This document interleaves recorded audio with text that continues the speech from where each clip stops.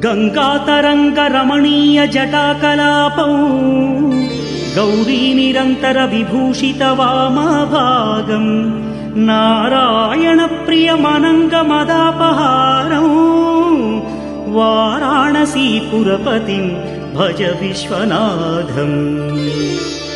वाचामगोचरमनेकगुणस्वरूपौ वागीश विष्णुसुरसेवितपादपीठम् वामेन विग्रहवरेण्यकळत्रवन्तौ वाराणसीपुरपतिं भज विश्वनाथम्।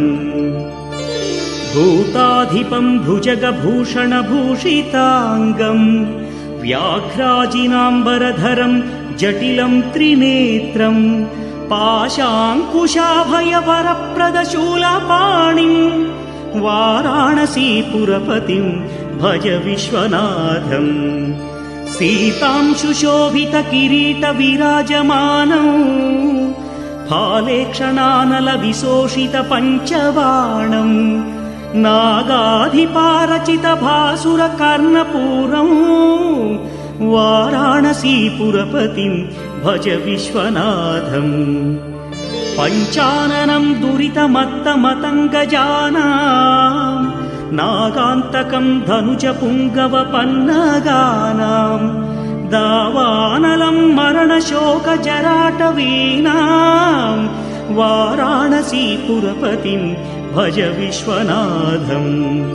तेजोमयं सगुणनिर्गुणमद्वितीयम् आनन्दकन्दमपराजितमप्रमेयम् नागात्मकं सकलनिष्कळमात्मरूपं वाराणसीपुरपतिं भज विश्वनाथम्। आशां विहाय परिहृत्य परस्य निन्दां पापे रतिं च सुनिवार्य मनस्समाधौ आदाय हृत्कमलमध्यगतं प्रवेशं वाराणसीपुरपतिं भज विश्वनाथम्। रागादिरोषरहितस्वजनानुरागं वैराग्यशान्तिनिलयं गिरिजासहायं माधुर्यधैर्यशुभगं करणाभिरामं वाराणसीपुरपतिं भज विश्वनाथम्।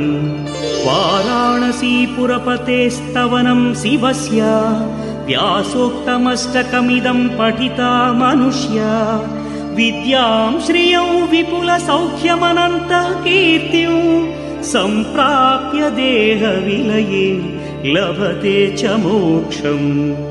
विश्वनाथाष्टकमिदं यः पठेच्छिव सन्निधौ शिवलोकमवाप्नोति शिवेन सह मोदते।